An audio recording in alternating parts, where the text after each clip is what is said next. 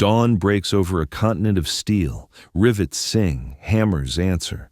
Conveyors crawl like rivers, and from their banks roll the hard shapes of war, columns of tanks nosing out of brick mouths, streams of bombers gliding from hangars into the open sky, and, at the water's edge, whole forests of Liberty ships rising from scaffolds faster than storms can be named. The photographs look inevitable now, endless ranks, endless motion, but nothing about this was automatic. It was built, it was scheduled, it was learned. Across the Atlantic and Pacific, soldiers and sailors would close with the enemy. But here, far from the front, another kind of battle line formed. Factory walls, rail yards, power lines, pipelines, time clocks punching cadence for a nation determined to outmake, outmove, and outlast. The United States did not simply add factories. It turned factories into a war machine, civilian blueprints reborn as bombers, sedans reborn as tanks, kitchen aluminum reborn as wings. The great wager was simple and brutal, that a free people, properly organized, could replace losses faster than the enemy could inflict them. Listen closely and you can hear the tempo change. Tool makers flood the floor with new jigs, schedules tighten, parts arrive in crates already labeled for final assembly 1,000 miles away. On the docks, a ship's spine is welded while its bow is still a drawing. On an airfield, a bomber that did not exist 3 months ago coughs, roars, and lifts. This is the sound of learning curves falling, each repetition shaving minutes, each minute compounding into weeks, each week into a decisive margin at sea and sky. Wars are fought by soldiers, wars are decided by factories, tanks that arrive and arrive again, ships that sail and sail again, aircraft that form not in 2s and 3s, but in waves that blot the weather. In 1941, the United States faced enemies already on the march. By 1945, those enemies would be smothered by throughput, steel converted to motion, motion converted to strategy, strategy converted to victory. This is the story of how America turned capacity into power, how management, materials, labor, and science fused into a single instrument, and why, in the most industrial war in history, factories beat armies. The Great Conversion, from cars to bombers. Midwinter 1942, a switch flips. The humming of America's car plants, chrome, upholstery, bright paint, dies away, and in its place comes the clatter of fixtures, the bite of cutting oil, the glow of welders' arcs. The last civilian automobiles roll off the line in February. From then until war's end, the assembly lines that once made millions of sedans will make almost none. In 1941 alone, America built roughly 3 million autos. Across the entire war, only 139 more cars would be produced for civilians. The nation had asked Detroit to trade style for steel, and it did, completely. Retooling is not a slogan, it is a physical act. Stamping presses that once shaped fenders are redesigned to punch out aircraft ribs. Paint tunnels are repiped for corrosion coats. Whole lines are unbolted, slid aside, and reborn as machining cells for cannon breeches and engine blocks. All of it depends on something most people never see: machine tools. The hidden factories that make the machines that make the weapons flood the floor. Lathes, mills, grinders, broaches, so quickly the production records fall. At Cincinnati Milling Machine, management boasts of turning out a new tool at a tempo measured in minutes, not days, because without that cadence, nothing else can scale. The miracle you notice, the tank or the wing, is only the visible tip of a deeper conversion. Then comes the proof that the car business can learn to fly. At Willow Run, Albert Kahn's mile-long temple to throughput, Ford takes a heavy bomber that once crawled through artisan bays and drags it onto an assembly line. Early on, the plant stumbles. Tolerances stack, suppliers slip, and a bomber is not a Model T, But the line learns. Layouts are corrected, jigs stiffened, tolerances harmonized with sister plants, sub-assemblies pre-fit. By April 1944, Willow Run is doing what the skeptics said was impossible. A finished B-24 Liberator leaves final assembly roughly once an hour, 63 minutes per airplane, day after day. By war's end, thousands of Liberators will depart those doors, the triumph not of swagger, but of standard work. Why does speed suddenly seem to bend? Standardization, interchangeability, modularity. The pre-war auto market rewarded variety, war rewards sameness. Engineers collapse options, prune variants, and fix designs long enough for learning curves to drop. Instead of one-off hand fitment, parts are held to common gauges so that a wing spar from Cleveland slips into a fuselage in Ypsilanti without a file stroke. Kits, fasteners bagged, plates stacked, harnesses labeled, arrive staged to the minute. The real innovation is organizational, splitting a complex machine into stable modules that can be built in parallel and locked together in minutes, not days. The details sound dry. Fixtures, datum points, work sequences, but they are the gears inside the phrase bomber an hour. Shipbuilders make the principle impossible to miss. Before the war, hulls grew on the ways like trees, keel down, plates riveted in place, trades packed shoulder to shoulder. Henry J. Kaiser throws a different book at the problem. Yard crews build entire deckhouses and midsections under roofs, flip them, weld them, and roll them out to the ways like giant components. Welding, faster than riveting and easier to teach to green hands, stitches sections together at speed. A cargo ship that once took many months begins to measure in weeks. Liberty ships become the emblem of industrial simplification. The point is not that each ship is beautiful. The point is that thousands are identical enough for schedules to become weapons. The record comes as a dare to physics. The SS Robert E. Peary, a Liberty ship assembled in 4 days, 15 hours, and 29 minutes from first plate to launch. A publicity sprint, yes, but only possible because the standard parts, the pre-welded modules, and the rehearsed choreography exist. Even in ordinary weeks, the learning curve bites deep. The first Liberty ship took most of a year. By mid-war, average construction times collapse into the low weeks range. Proof that repetition and design discipline can turn soft steel into hard tempo. The ugly ducklings, as some sneered, become swans when counted by ton miles delivered. Back in the automobile cities, the conversion proceeds with the same grammar. Tool rooms freeze designs long enough for jigs and fixtures to pay back. Lines get tack times, beats per station, that match supplier cadence. Instead of chrome trim, gauges check bore concentricity for Pratt & Whitney engine cases. Instead of dashboards, inspectors stamp airframe data plates. The pride is different too. A worker who once debated two-tone paint now brags about thousandths of an inch. And a foreman's bulletin no longer sells options. It sells uptime.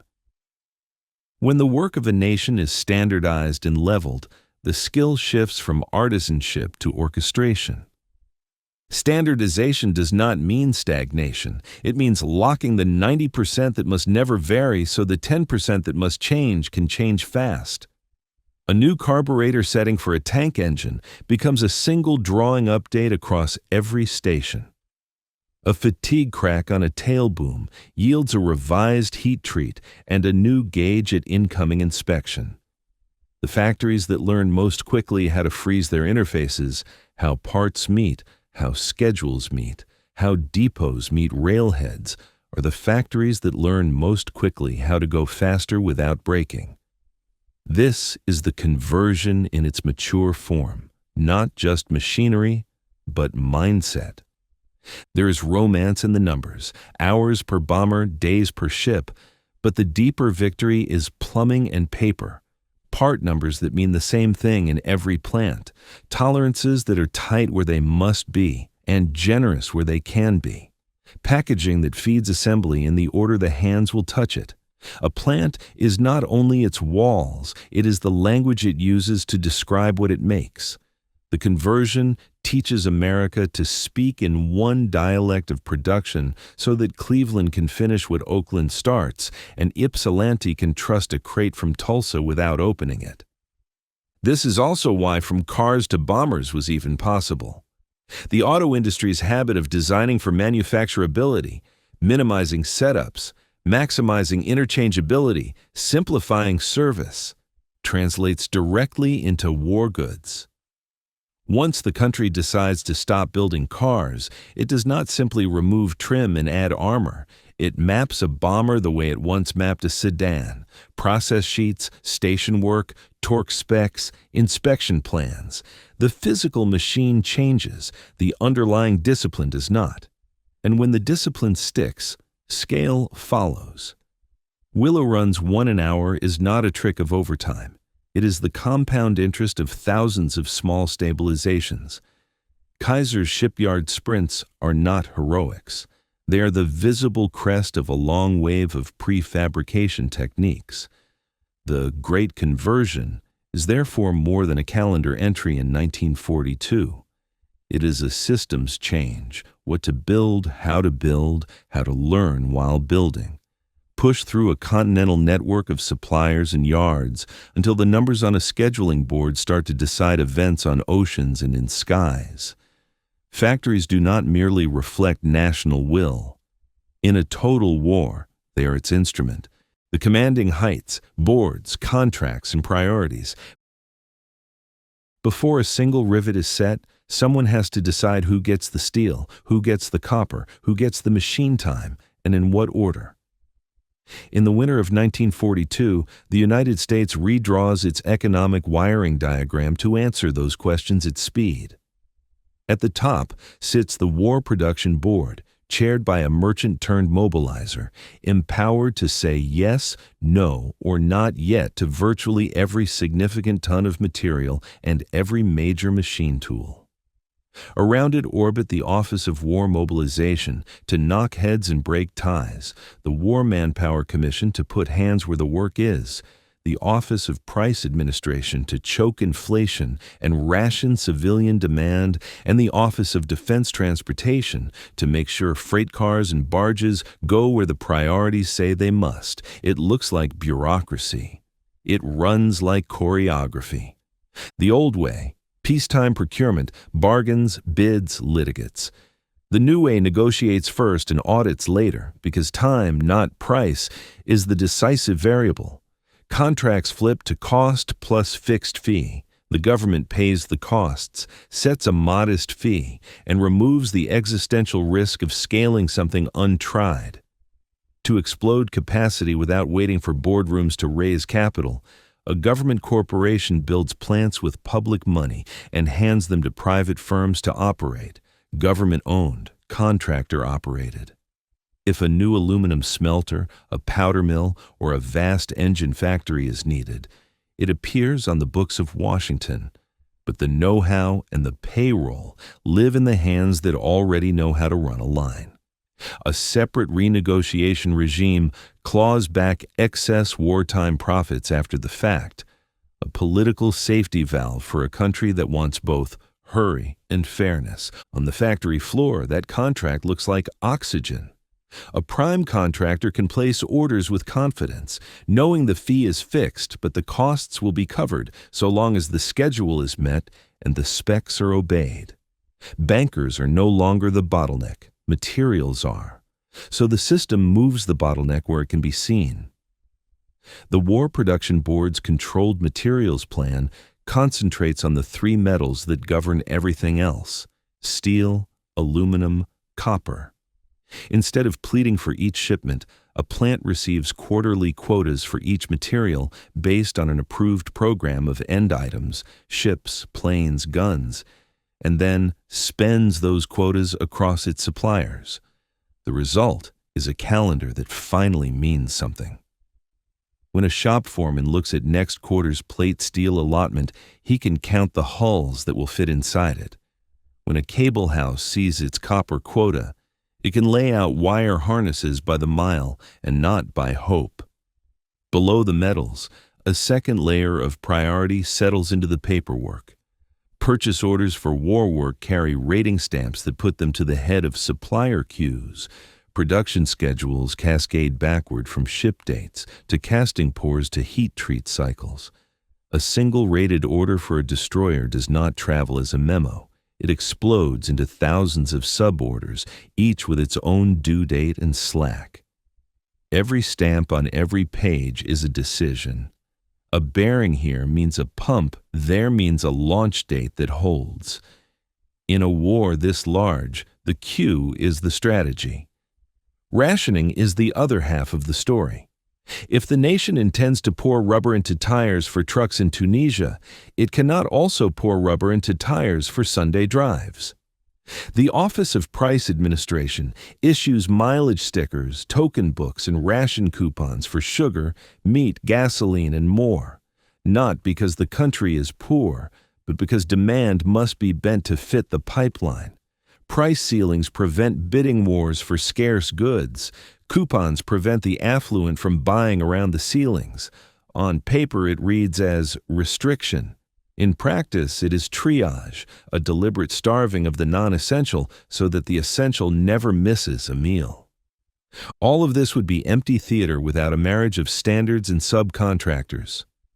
The War Department and the Navy publish drawing packages, gauges, and preferred practices that bind thousands of firms into a single language of manufacture. Threads, bolts, hose fittings, electrical connectors, everywhere possible, the services pick one and freeze it. The new national dialect sounds like an alphabet soup of specifications, but it does something profound. It lets a machine shop in Kansas cut parts that will slip into an engine assembled in Connecticut that will sit in a bomber finished in Michigan. When you look at a photograph of an aircraft assembly line and see crates stacked to the rafters, you are looking at confidence. Confidence that the parts inside will gauge in without a file stroke because the gauge itself was standardized. The subcontractor web is not just big, it is deep. Prime contractors explode bills of materials into work packages, then push those packages down into the supply base with drawings, jigs, and even traveling teams of engineers to debug new lines. Small shops that once made sewing machine frames take in fixtures and learn to cut bridge rings. Foundries that poured radiator tanks reline and pour pump housings. Tool rooms that lived by artisan fitment pivot to harden jigs and drill bushes so that green hands can hit 10 holes to 1,000th all day. Because the interlocks are standardized, each small improvement, an easier casting draft, a better heat treat, a change sequence that shaves 3 minutes, propagates through the whole web the moment a revised drawing number drops. Inside the prime plants, the new science of scheduling takes visible form. Production control rooms sprout wall-wide Gantt charts that turn deadlines into geometry.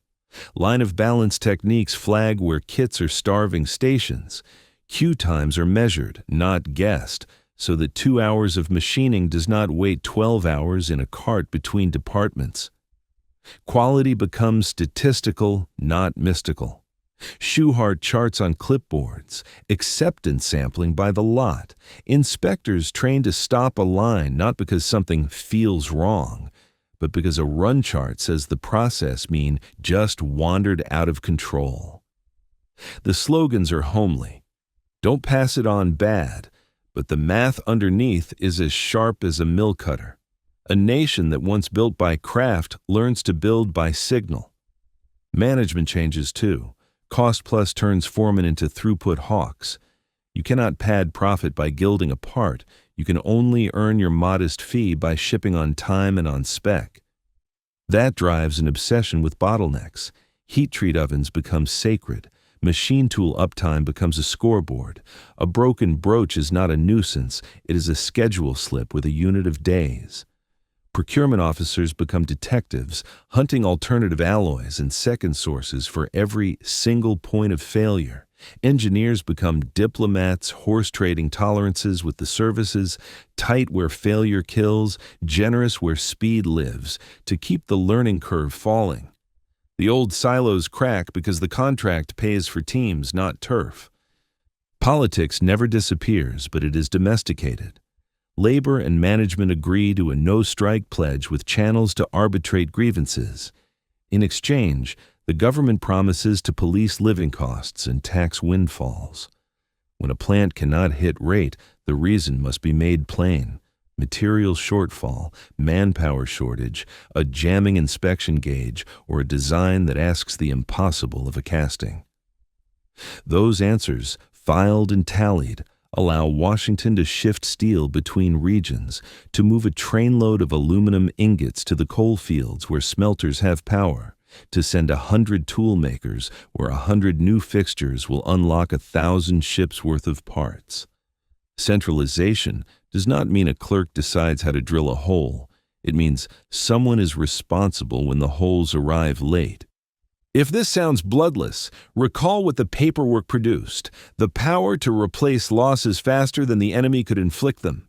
A ship torpedoed in the Atlantic is not a tragedy if 2 more sail from the West Coast before the month is out. A squadron written off in the weather is not a catastrophe if 3 new squadrons roll out next quarter, because aluminum and engines were scheduled, not hoped for. The commanding heights turn tonnage and due dates into a kind of strategy. Once the system is tuned, a colonel in North Africa requesting tank engines is not merely pleading. He is tugging a thread that runs back through depots and railheads to castings poured last week, and billets rolled last month, and a quarterly copper allotment signed 6 months ago. He is, in effect, operating a machine whose flywheel is the whole economy. The miracle here is not that America built more. It is that America learned how to decide more, what to build, who should build it, in what sequence, at what standard, and with which scarce inputs guarded like crown jewels. That knowledge did not live in a single office or a single board. It lived in the friction that was removed, the contract that ended haggling, the quota that ended begging, the standard that ended hand-fitting, the chart that ended guessing, the ration book that ended waste. When people say, industry won the war, they usually mean the pictures of planes on the ramp and ships on the ways. The truer sentence is drier. The United States conquered the queue. The arsenal's workforce, women, migrants, and unions. The doors open before dawn, and a new America walks in. Not just the men in oil-stained coveralls who knew the mills and presses before Pearl Harbor, but women in slacks and bandanas, farm boys who have never seen a jig bore, porters and cooks from Jim Crow depots now hired to weld decks and wire wings, Okies and Arkansans who once chased harvests and now chase tacked time. The war pulls talent from everywhere, and everywhere changes in the pulling. By 1944, roughly 1/3 of the civilian workforce is female, millions more than before the war. Black Americans and other minorities move by the trainload into industrial cities in the largest labor migration in generations. Newcomers from the rural South, the Dust Bowl, and the mountain counties of the interior add fresh hands to old trades. The photographs, smiling women at drill presses, rows of hard hats on a lunch rail, aren't just posters. They are proof that capacity is people. Rosie the Riveter is a symbol. The rivet gun is a fact. Riveting is heavy, loud, and precise by the thousandth, yet with instruction and the right jigs, green crews learn fast. A 2-person team, bucker inside, driver outside, can stitch an airframe skin as cleanly as veteran shipfitters once set plate seams, because the job has been broken into motions that can be taught. That is the quiet revolution of the arsenal's workforce, not merely recruiting more hands, but making expert performance legible and teachable. The War Manpower Commission and the U.S. Employment Service funnel trainees to short, targeted programs. Community colleges, union halls, and company schools sprout Learn to Weld in 6 weeks, and electrical harness assembly courses that map skills to stations instead of to crafts. Inside the plants, form and adopt a new catechism called Training Within Industry. Job instruction to teach work the same way every time. Job methods to trim wasted motions. Job relations to keep crews cohesive under strain. Learning curves fall not by magic, but by method. Safety, too, is learned. A green yard with fast schedules can be a dangerous place. Early accident rates climb as rookies meet cranes, torches, and press brakes. So the yards and factories overcorrect by design. Clearer aisles, shadow boards for tools, guards on mills, standardized hand signals under the gantry. Posters shout, "Watch your step," and supervisors don't just shout, they measure. A heat treat oven is fenced, a lockout tag is mandatory. A foreman signs off on every rigging plan above a certain weight. Protective gear is redesigned so women can actually wear it. Welders' gloves are sized, respirators are stocked, hairnets appear because a powered spindle has no mercy. A workforce that can hold rate for years must first be able to go home each night. The war also drags the country toward its own contradictions. Executive orders ban discrimination in defense jobs on paper. In practice, black and brown workers still find doors half shut. A.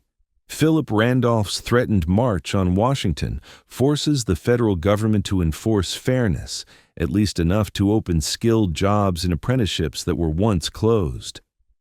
Inside the shops, double V buttons, Victory Abroad and at Home, share space with E for Excellence banners. There is friction, sometimes violence, as segregated neighborhoods meet integrated shifts and crowded streetcars. Yet over months, teams that are measured by throughput begin to trust what the gauge and the clock already knew, that a good welder is a good welder. Unions are everywhere in this story, and so is discipline. The CIO and AFL pledge not to strike for the duration. The government promises to hold prices, arbitrate grievances, and limit profiteering. It is an uneasy peace, sometimes broken by wildcats and by the bitter coal disputes that force Congress to authorize federal seizure of struck plants. But most days, the system works because everyone can see the scoreboard. Due dates, scrap rates, accident charts, absentee counts. The National War Labor Board, the local grievance committees, and company union production councils hammer out the details, shift differentials, seniority when departments are blown up and rebuilt, maintenance of membership, clauses that stabilize dues and keep the shop floor politics from boiling over. Productivity accelerates in a bargain where labor owns safety and voice, management owns rate and sequence, and the nation owns the calendar. Childcare and housing, mundane words, become war words. In boomtown yards like Richmond and along the new aircraft belts, the influx of workers outruns the beds in schools overnight. Federal housing sprouts by the thousands of units. Cafeterias open on all 3 shifts. Bus schedules are rewritten around whistles and ship launches. Where communities build daycare centers, female absenteeism plunges. Where clinics open in the shadow of the ways, small injuries stop turning into lost time disasters. A few companies go further and stitch together prepaid medical groups for their shipyards and steel works, an experiment in industrial medicine that will echo long after the last launch. The Second Great Migration is as much logistics as it is hope. Trains disgorge families from Mississippi and Alabama into Detroit, Chicago, and Los Angeles. Others ride west to the shipyards of Portland and the airplane works of Seattle. Each arrival is another pair of hands for a bench, but also another name that must be placed in a boarding house, another child who needs a school, another victory bus that must run when rubber's rationed and gasoline scarce. When the system gets this right, output soars, shifts start on time, the cafeteria line turns over in minutes, tool rooms deliver kits when the traveler says they should. When it gets it wrong, you can count the jams in the queue by the line of people waiting in the rain. What of the shop floor itself? A visitor would notice that the smartest people in the plant are chasing the slowest minute. Supervisors do not hunt heroics, they hunt balance. No station starved, no station blocked, every bench fed. A rigger suggests a new sling that flips a subassembly in half, the time with half the men. A time study tech moves a tool crib 10 steps and saves 1,000 steps an hour. An inspector proposes a go-no-go gauge that turns a fussy fit into a pass-fail that any trained hand can read. The union steward signs the change after checking safety. The foreman pins the new standard work. The improvement is not a rumor. It is a number on a board that everyone can see. Multiply that transaction by 10 million, and you have the difference between busy and winning. Strikes and discipline make headlines. Training makes airplanes. Early in the ramp, an aircraft plant can take 100,000 labor hours to finish a bomber. Months later, with the same design and more repetitions, that number can be cut by a third or more. The shipyards tell the same tale. A green welder lays 2 feet of bead an hour. By summer, she lays 5. By winter, she is mentoring the new hire and catching porosity with her ears before the X-ray catches it with light. The math has a name, learning curve, but the mechanism is human. The hands that do the work write the standard. The standard preserves the learning, and the next pair of hands starts where the last pair left off. Wages are stabilized, not frozen. With inflation pinned, real pay rises by adding hours and by adding skills. A riveter learns to read prints and becomes a crew lead.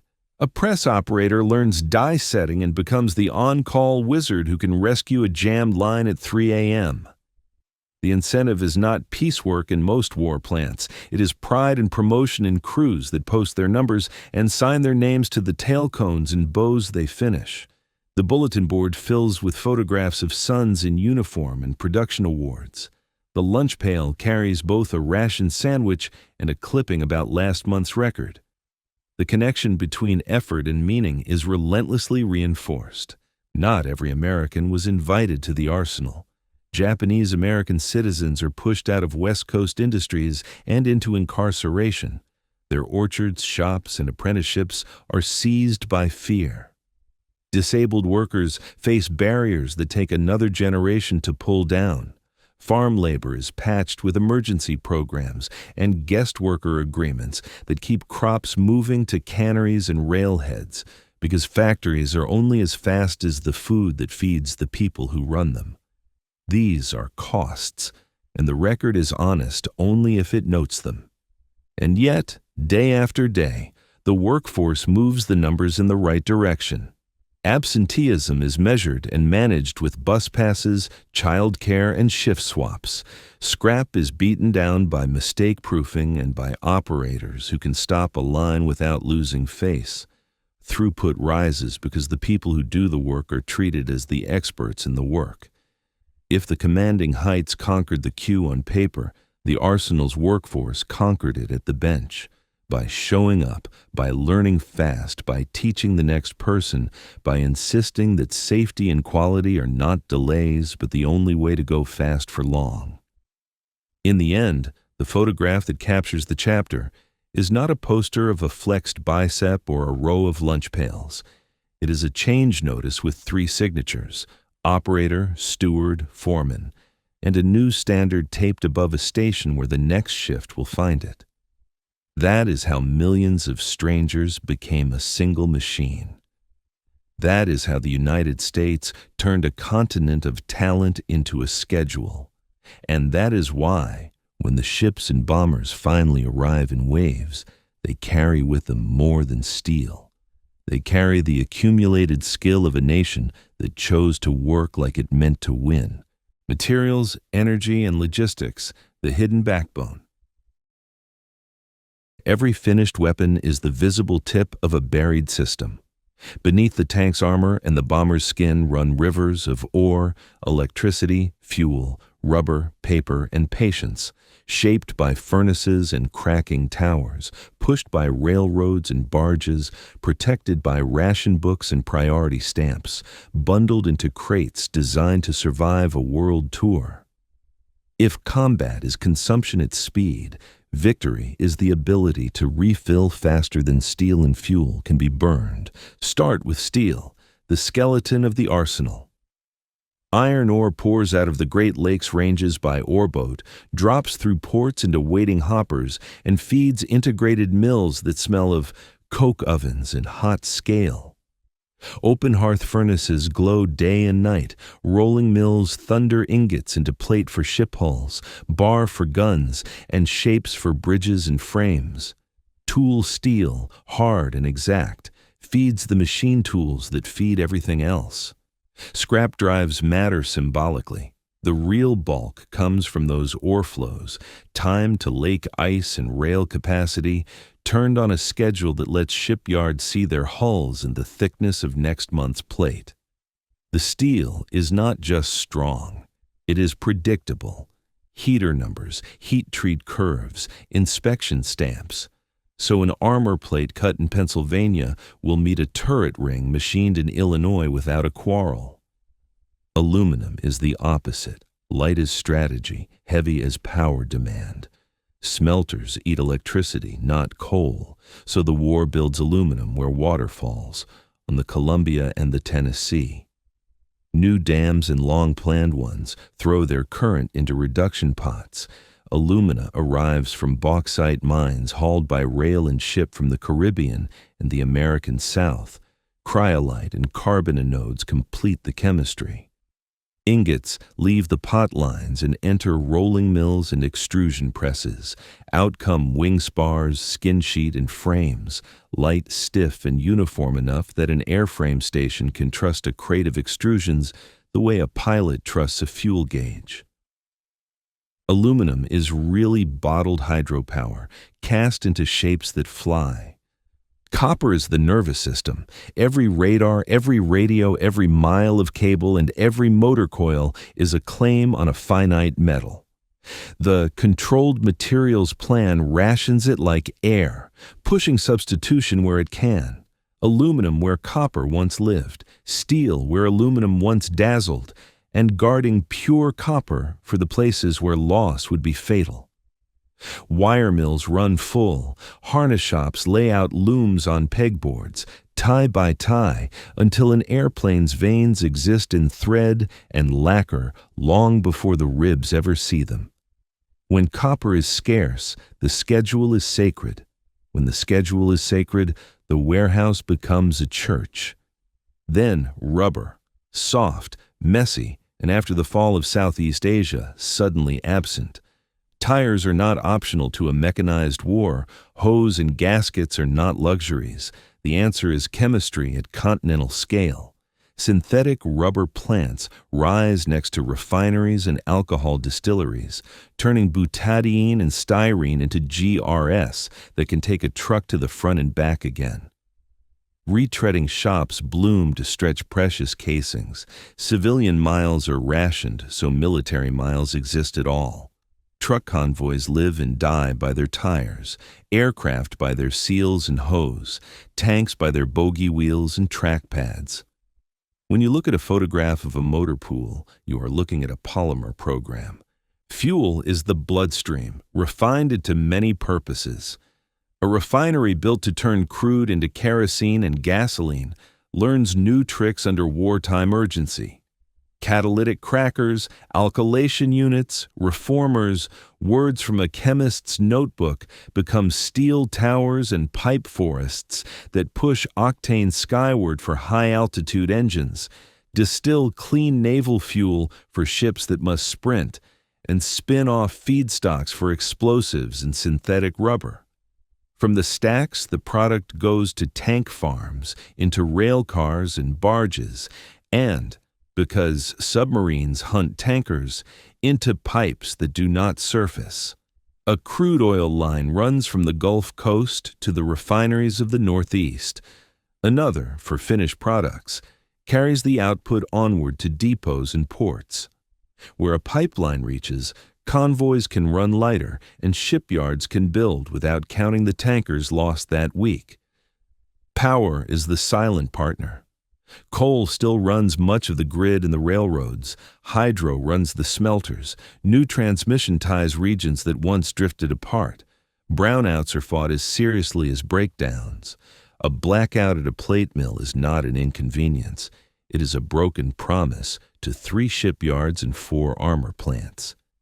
Utilities install additional turbines and substations at a clip that would have been imprudent in peacetime.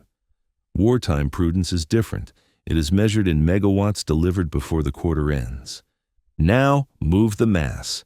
Railroads, long since paid off and disciplined by timetables older than the drivers, deliver their finest hour by carrying more ton miles with only marginal new track. Passenger luxuries vanish. Priority freight owns the main lines. Dispatchers stretch meets with centralized traffic control. Yards become choreography. Boxcars turn faster. Locomotives are shopped on a pit that knows the clock.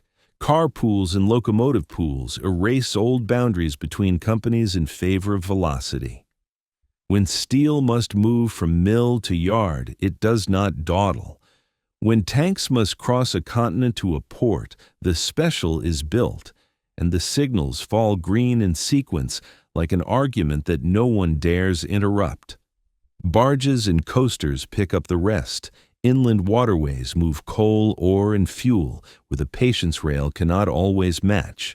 The intracoastal waterway lets shallow draft vessels slip fuel and freight up and down the seaboard with fewer risks than the open Atlantic. Tugboats pull strings of loaded barges like beads, and for certain cargoes, that slow certainty is exactly the point. A barge train does not care about a snowstorm. A tow on the lower Mississippi does not fret about a mountain pass. At the end of the domestic pipeline stand the depots and ports, the warehouses, the transit sheds, the pier cranes, and the men and women who turn paperwork into manifests and volume into load plans. The Army's Transportation Corps and quartermaster depots learn to think in unit loads, pallets, skids, strapped bundles that a forklift or cargo boom can grab in one motion and drop into a ship's hold without repacking. Crating and cushioning become engineering disciplines. A delicate fire-controlled computer ships in a box within a box with waxed paper and desiccant and blocked corners. A truck engine ships on a skid with lifting eyes and a bill of materials screwed to its crate so a depot across an ocean can marry it to the right chassis without guessing. Stencils and stock numbers replace folk knowledge. The same number in New Jersey and New Guinea gets you the same part.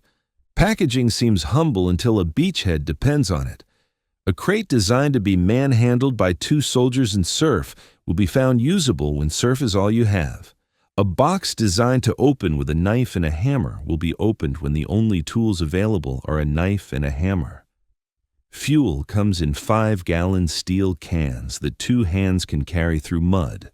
Food in tins and cartons that stack to a square the size of a Jeep bed, so lashing points and canvas covers and soldiers' shoulders all agree on what one load means. The people who write the packaging spec are no less part of the arsenal than the people who pour the steel. The whole machine works because the calendar reached back to the mine and forward to the foxhole. A priority order for tank destroyers explodes into copper quotas for wire mills, rolling schedules for armor plate, smelter amperage for aluminum that will be someone else's road wheels, refinery cut points for the gasoline those vehicles will drink, and a rail plan that promises a pier manager a certain number of flat cars on a certain day. From there, the plan becomes a stowage diagram and a convoy schedule. And finally, cases stacked on a quay waiting for a load signal. If the ship is sunk, another sails, not by miracle, but because upstream there is a river of identical cases timed to arrive again. Sometimes the hidden backbone shows itself in a photograph, a ribbon of pipe welders walking a right-of-way, a yard of tank cars coupled nose to tail as far as a camera can see, a mountain of tires behind a fence, a dam spillway like poured light, a wall of crates stenciled in block letters at a pier where gulls complain about the winches. More often it is just a number. Turn time on a boxcar, tank farm days of supply, refinery yield, ton miles per train hour, kilowatt hours at the bus. The numbers are a language the arsenal teaches itself to speak, precise enough that one late car of bearings will ring an alarm hundreds of miles away in a plant that does not make bearings at all, but knows the sound of a schedule slipping. And then, the last conversion. Industrial capacity into movement in the field. A truck company handed a dump of crates can drive a road into being in a day because the crate contains not parts, but a bridge in order. Stringers first, decking second, bolts last with wrenches taped to their lids. An air depot can turn a cratered bomber in days because the spar section that arrives fits the jig that aligns the drill bushings that match the hole pattern defined months earlier by a drawing number shared by plant, depot, and inspector. The famous trucking sprees of the European campaign, the sudden flowering of pipeline and depot across Pacific atolls, the way airfields appear where only coral lived before. These are not improvisations in the romantic sense. They are improvisations on a score written by materials, energy, and logistics. The hidden backbone does not win a battle. It prevents losing one for lack of something that should have been there. It turns a nation's geology and chemistry into daily certainty. Steel that always arrives, fuel that always burns clean, rubber that always grips, electricity that always hums, boxes that always open to reveal exactly what the label promised. When people say factories beat armies, they mean that behind every visible line of production stood a longer, quieter line. Mines, dams, crackers, pipes, tracks, cranes, crates, all tuned to one idea: that the front should never wait. Science to factory, radar, fuse, and the atom's shadow. The arsenal's hardest trick is not building big things. It is building invisible ideas, turning chalkboard symbols and laboratory lash-ups into crates that thousands of strangers can assemble, operate, and repair in mud, spray, heat, and cold. In this chapter, the assembly line meets the equation. Physics becomes throughput. The radar story begins with a small, brilliant heart, the microwave cavity magnetron, compact, temperamental, and capable of pouring out power at wavelengths short enough to see a periscope head or a bomber in cloud. A wartime courier carries its secret across the Atlantic. American laboratories and firms pull the device apart, blueprint its tolerances, and then attack its consequences. To make radar a weapon, the country must learn to mass-produce not just magnetrons, but everything that magnetrons demand: waveguides that hold their shape to a hair, vacuum tubes that keep their vacuum after 1,000 miles of truck springs, tuners, rectifiers, and meters that a crew chief can swap by the light of a blackout lamp. The MIT Radiation Laboratory becomes the switchyard between theory and practice, writing handbooks at a furious pace and sending teams straight onto factory floors. Western Electric, Raytheon, GE, Westinghouse, and dozens of others turn prototype sets into families. Airborne, shipborne, shore-based, each with common connectors and maintenance logic. The engineering moves are homely and decisive: standardize cable ends, freeze the thread sizes on every chassis screw, locate line-replaceable units behind the same latch, no matter the model. At the end of this discipline stands a miracle that looks ordinary: field kits of spare assemblies packed in numbered tins, a binder of fault trees, and a radar section chief who can teach a 17-year-old how to swap a power supply by the steps and not by the stars. On the ground, a microwave set teams with an analog brain. The SCR-584 radar marries a stabilized dish to a predictor, a wheezing, precise machine of gears, levers, and vacuum tubes that swallows angles and spits out fuse settings and lead. Together, they make anti-aircraft fire a kind of geometry lesson that even the night cannot obscure. Over water and in convoy lanes, surface search radars bring submarines out of invisibility. On bomber noses, blind bombing radars put returning crews onto runways through weather that used to harvest squadrons. An invisible chain, magnetron to waveguide to display to gun sight, rips uncertainty out of the sky and turns it into firing data. Then, the fuse that teaches artillery to detonate at exactly the right moment. Before, a shell either struck or guessed, impact or time. Now, the proximity fuse senses its target and decides explode when near. To make that work in the real world is to ask a glass-fragile radio to survive a mile-a-second gun muzzle, 500 revolutions per second of spin, tens of thousands of Gs of setback, and the rattle of flight. The solution is not a single clever part, but 1,000 cautious choices hammered into one standard.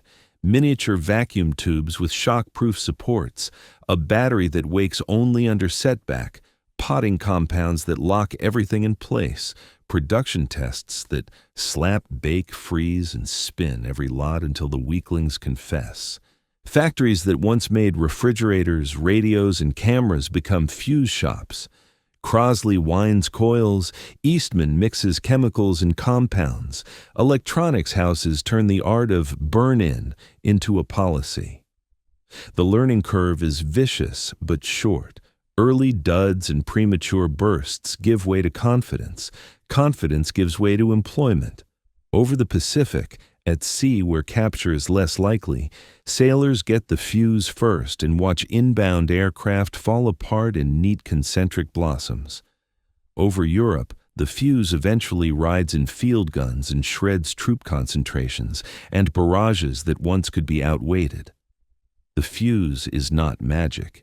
It is manufacturability applied to a delicate idea until the delicate idea behaves like a hammer. Not all science wears a uniform. Some of it wears a punch card. Code breaking is a labor of minds and metal. Mathematicians who find structure where none should be.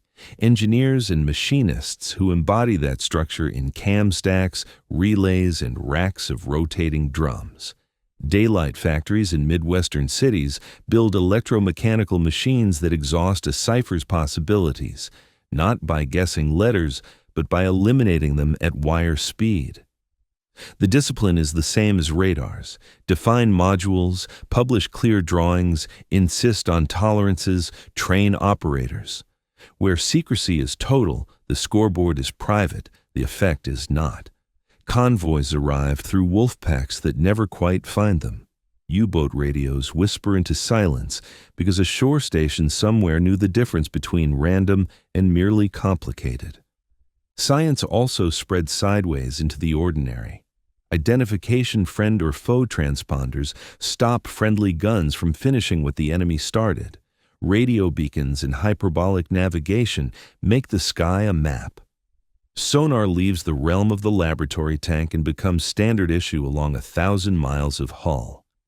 In each case, the pattern repeats. A lab unit gives way to a MARC or an SCR with a manual. Connectors freeze, spare parts acquire stock numbers, depot benches fill with the same jigs and fixtures used at the plant that birthed the device. The victory is not invention, it is iteration under control.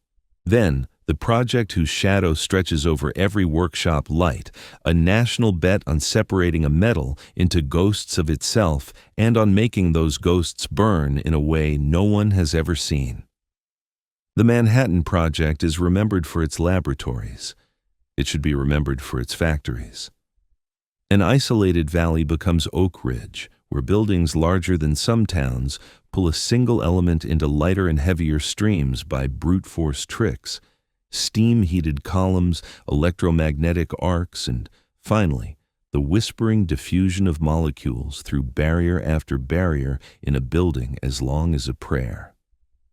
Across a continent, in a desert that smells of sage, graphite blocks stack into a controlled fire that shakes loose a second path, one that begins with uranium and ends with a different element that did not exist in usable quantity before engineers taught it to.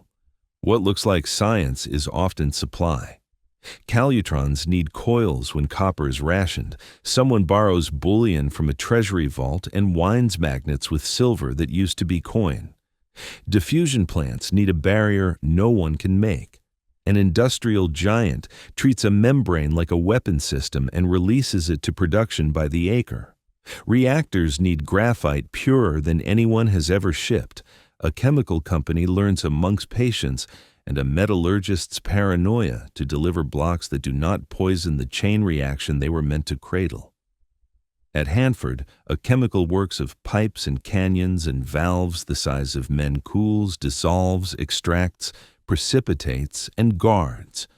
As much a refinery as a physics experiment, and run with refinery discipline, punch lists, shifts, logbooks, alarms. The contractors are familiar names wearing strange masks. A gunpowder firm that built the first American chemical plants runs a plutonium site with the same we will not guess severity it once brought to nitration towers. A film company operates an isotope plant because a film company knows about coating, purity, and how to keep contamination off a product you must never touch with your hands. An airframe maker designs radiation-tight doors because an airframe maker is good at big structures that must hold their shape under stress. The government builds, the contractors operate. Secrecy is enforced with compartmentalization so strict that a machinist can spend a year making a flawless component and never be told what it does. And everywhere, the same quiet laws. Interfaces frozen early so speed can grow behind them. Quality defined statistically so fear and rumor are replaced by curves and limits. Maintenance treated as a first-class design problem, so an exhausted shift can keep a masterpiece alive with a wrench and a checklist.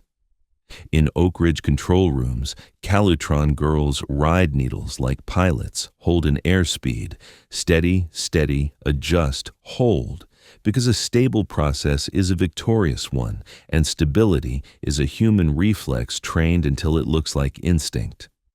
At remote desert mesas, procurement officers quote part numbers by heart and wring promises from suppliers who were sworn never to exist. In the sky over a shipping lane, a destroyer's radar man knows he can trust a bearing to 1/10 of a degree because someone, somewhere, decided that every waveguide flange in the country would be drilled to the same pattern. The costs run alongside the triumphs. Secrecy slows otherwise easy collaborations. Early field sets fail when rain and salt find the seams in hurried cases. Factories choke on sudden changes to drawings that ripple through sub-suppliers like a bad rumor. A fuse lot is recalled. A radar model is frozen until a tube supplier catches up. A plant designed in months takes years to teach. The difference in wartime is not that these things don't happen. It is that they are met with systems that expect them, rework plans, alternative sources, drop-in replacements that can be substituted without tearing up wiring or retraining a crew. By 1944, the rhythm is audible. Laboratories publish how to build as well as how it works. Factories treat electrons like fasteners, specify, order, test, install, replace. Depots learn to diagnose by module and not by myth. And at the front, the curve bends because instruments multiply. Air search where there was night, fuses that turn barrages into curtains, navigation that makes a continent smaller, intelligence that makes a convoy wider than any periscope can grasp. None of this replaces courage. It changes the odds that courage will be enough. In the end, science to factory is a lesson in humility and precision. Invention mattered. What decided the issue was repetition at scale, an insistence that devices be designed to be built to be serviced, serviced to be taught, and taught so well that a stranger could open a crate and find, inside, a tool and a ritual. The atom's shadow lengthens over every shipyard and assembly line, not just because of what detonated at the war's end, but because of what had to be learned to make such a detonation possible. That a nation can take the most fragile idea in the world and make it run on a schedule. Finale. Throughput wins. Count it the way a quartermaster would. The United States turns ore, rubber, oil, and current into finished things at a rhythm the Axis cannot match. Aircraft by the 100,000, merchant hulls by the 1,000, tanks and self-propelled guns in columns that begin on paper and end at ports. Factories do not fight battles. They decide whether battles can be fought again tomorrow with fresh machines, fresh parts, fresh fuel. By 1944, the answer to every loss at sea or in the air is not mourning, but replacement, fast enough that the curve of available power bends upward even as the fighting burns it down. You can see the margin most clearly where logistics is the battle. In the Atlantic, U-boats once wrote their own timetable. By mid-war convoys sail behind radar, air cover, escort carriers, and tonnage. Liberty ships and their faster cousins do not arrive in ones and twos, but in schedules. Sink 1 and 2 more clear the breakwater by month's end. A campaign meant to starve an island nation becomes a campaign that starves the submarines. In North Africa and then Europe, depots blossom behind docks, rail lines, and truck parks. Unit loads and stock numbers shrink chaos into pallets that move at the speed of forklifts and winches. The Red Ball Express is not romance, it is throughput with headlights. On the ground, the arsenal's tempo turns into depth. Armored and infantry divisions burn through tracks, engines, radios, tires, and food. The only answer is a river of replacements. That river exists. When a winter counterattack in the Ardennes cracks roads and units, the response is not improvisation alone, but capacity. Reserve divisions marched by rail, fuel hauled in jerry cans by the millions, artillery ammunition drawn from depots that planned for bad weather and worse luck. Air superiority over Normandy does not appear by wish. It arrives on the wings of standardized fighters and bombers, maintenance that can be taught, and depots that can swap engines like spark plugs. Airfields roll forward because graders, matting, and fuel were packed months earlier to be assembled by strangers who have never met but share the same drawings. Across the Pacific, the algebra repeats at ocean scale.